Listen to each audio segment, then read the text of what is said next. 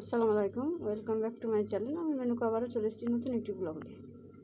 আজকে blog recipe করব না, ব্লগ ভিডিও করব না। আজকে একটা দারুণ রেসিপি করব, মাটির হাঁড়িতে ডিম রান্না। তাই মাটির হাঁড়িতে ডিম বসিয়ে দিয়েছি সিদ্ধ। ডিমটা সিদ্ধ হয়ে গেলে ভালো মতন ছাড়িয়ে পরিষ্কার করে কীভাবে রান্না করছি সেটাই আমি দেখাবো। নতুন হাঁড়িতে রান্না করছি মাটির। এরকম করে হাঁড়িতে আমি কোনোদিন রান্না করিনি, প্রথমবার রান্না করছি। অবশ্যই ভালো লাগবে, আপনারা শুরু থেকে শেষ পর্যন্ত দেখেন।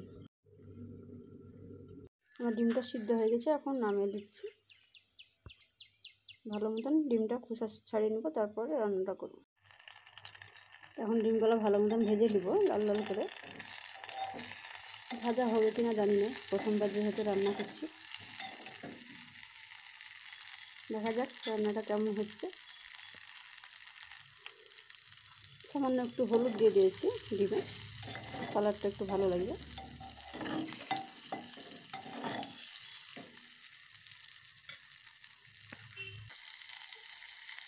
ডিম ভাজা হয়ে গেছে, এখানে দিয়েছি পেঁয়াজ কুচি, কাঁচা লঙ্কা, দিয়ে দিয়েছি আদা রসুনের পেস্ট,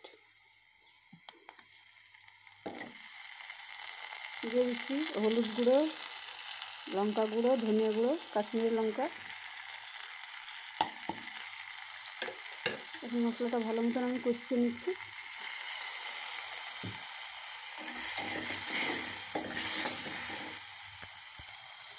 মশলাটা ভালো মতন কষানো হয়েছে, মশলা থেকে তেল ছেড়ে দিয়েছে। এখন দিয়েছি পরিমাণ মতন পানি।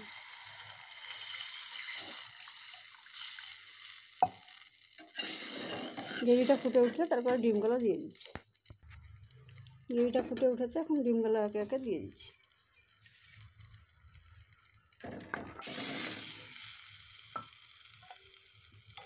ভালো মতন নাড়াচাড়া করে গরম মশলা গুঁড়ো দিয়ে নামিয়ে নিলে একদম রেডি ডিম হান্ডি।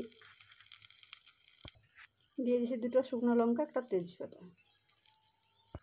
দিয়ে দিচ্ছি মশলা,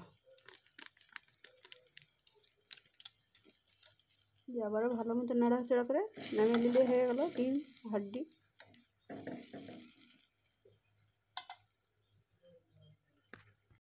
এই তো আমার একদম রান্না রেডি হয়ে গেছে, এখন পরিবেশন পালা।